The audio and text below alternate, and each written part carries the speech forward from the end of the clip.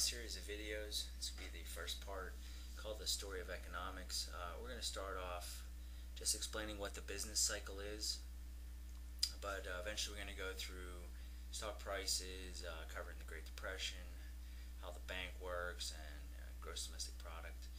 We have here a basic view of the business cycle.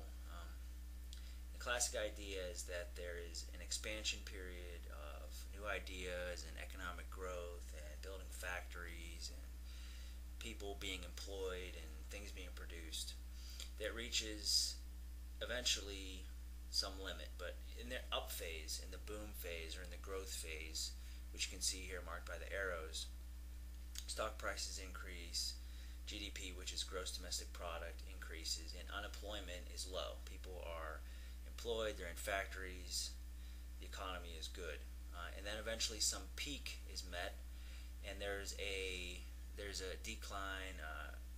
Sometimes it's called a recession, sometimes it's called a depression, when not as much is being produced. And there's many reasons why this happens, but this is a summary of the cycle.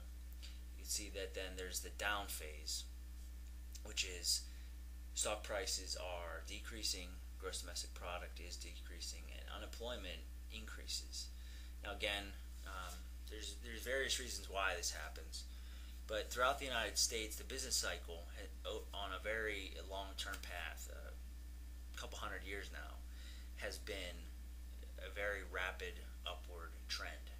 But within that United States trend, there have been their own peaks and valleys.